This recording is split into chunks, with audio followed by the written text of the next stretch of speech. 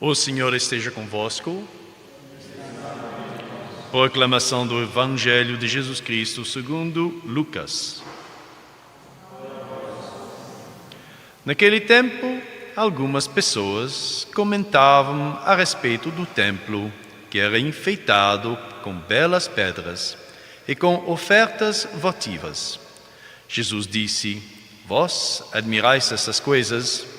Dias virão em que não ficará pedra sobre pedra. Tudo será destruído. Mas eles perguntaram: Mestre, quando acontecerá isso? E qual vai ser o sinal de que essas coisas estão para acontecer?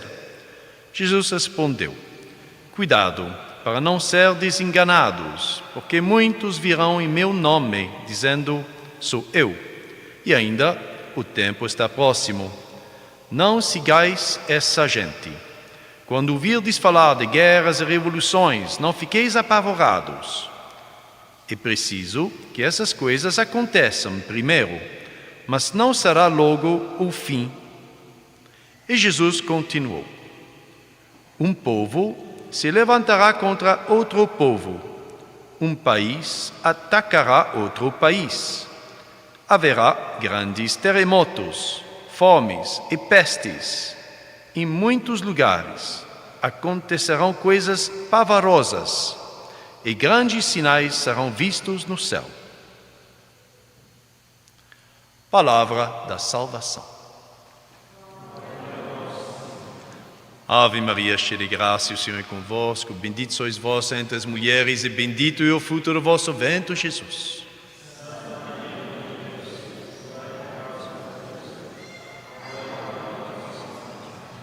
Estejam sentados, por favor. Essas leituras, assim, no fim do ano litúrgico, são sempre, assim, muito fortes. E para quem não tem muita fé, pode dar medo, porque estão falando de destruição. As leituras estão falando de perseguições, estão falando de morte, enfim, terremotos, estão falando de pestes. E então, isso, claro, são coisas reais, que acontecem e que vão ainda acontecer. Mas nós que temos fé, nós não devemos ter medo. O medo aqui é, enfim, para aqueles que ainda precisam rezar um pouquinho mais. Porque quem tem fé, olha e se agarra àquele que triunfou sobre todos esses elementos, os reinos, as pestes, os terremotos, a morte, Nosso Senhor Jesus Cristo.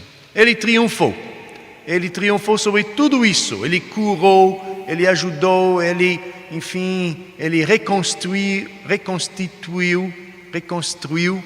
ele também venceu a morte e ele depois ressuscitou. Isso é o que nos dá ânimo, isso é o que nos dá força, essa promessa da ressurreição. Nós, irmãos e irmãs, somos todos chamados a participar da glória de Jesus. Não é pouca coisa. Nós temos que meditar sobre essa glória que nos é reservado a todos aqueles que são fiéis, a todos aqueles que amam a Deus sobre todas as coisas.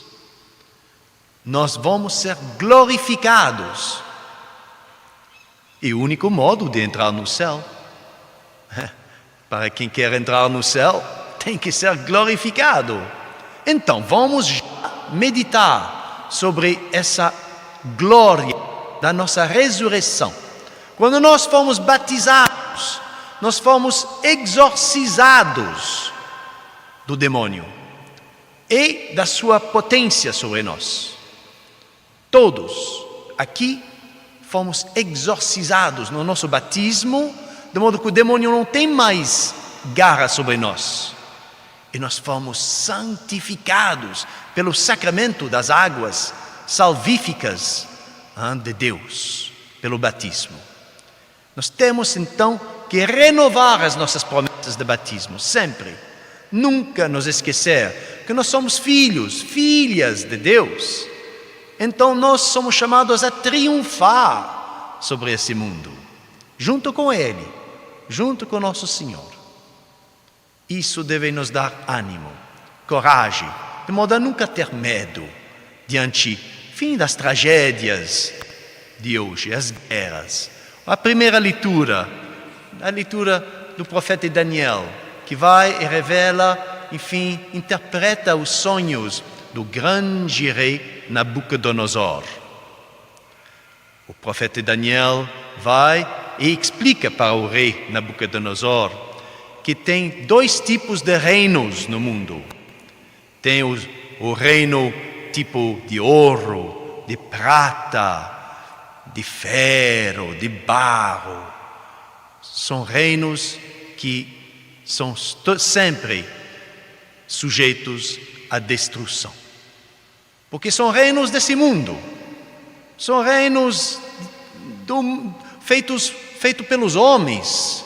Então esses reinos vão ser sempre destruídos. Porque não são reinos que têm Deus como centro do reino. E tem outro tipo de reino. Outro tipo de reino que o profeta Daniel, ele diz que é um reino que nunca vai acabar. É um reino que Deus vai suscitar para assim reinar para sempre. Esse é o nosso reino. Esse é o reino de Deus. É o reino na pessoa do nosso Senhor Jesus Cristo. É o reino da graça, o reino das bênçãos, o reino da santidade. Isso é um reino espiritual que nós temos que agarrar para poder ser levantado junto com Jesus, que ressuscita cada vez que Ele, enfim, perdoa os nossos pecados. Ele ressuscita no nosso coração cada vez que nós nos ajoelhamos e nós pedimos perdão. A força do sacramento, sacramento da confissão, sacramento da Eucaristia. Aqui, no Evangelho, São Lucas nos lembra um episódio da vida de nosso Senhor Jesus Cristo, muito importante, onde as pessoas comentavam a respeito do templo e como o templo era bem enfeitado, com pedras bonitas e ofertas votivas. Enfim, eles eram assim maravilhados com a beleza do templo. E Jesus, ele os provoca. Ele diz: mas vós admirais essas coisas? Dias virão em que não ficará pedra sobre pedra. O que aconteceu aqui? Por que Jesus os repreendeu? Porque eles estavam admirando a beleza humana do templo. Eles estavam admirando o lado pessoal do templo. Eles admiravam o templo de uma perspectiva humana. Porque o templo, quanto mais era bonito, quanto mais projetava o povo de Israel para o mundo inteiro. Era uma vaidade escondida. Vaidade escondida, onde, enfim, embelezando o templo, na aparência para Deus, na verdade não era para assim que Deus reina e seja conhecido, mas para que eles, os doutores da lei, os fariseus, enfim, os escribas, para que eles sejam projetados e honrados e aclamados. O templo que vocês construíram era vaidade, orgulho. E eles então admiravam o templo humano, enquanto que Jesus era presente. Filho de Deus era ali. Não era ele que eles deviam admirar, não era Nosso Senhor Jesus Cristo que eles deviam assim honrar. Jesus era o templo vivo de Deus Pai e Espírito Santo. O templo físico é sempre um símbolo. É um símbolo do simbolizado. E aí, nesse momento, onde as pessoas comentavam o templo, eles estavam dando mais atenção no símbolo que o simbolizado, que era presente, Nosso Senhor Jesus Cristo.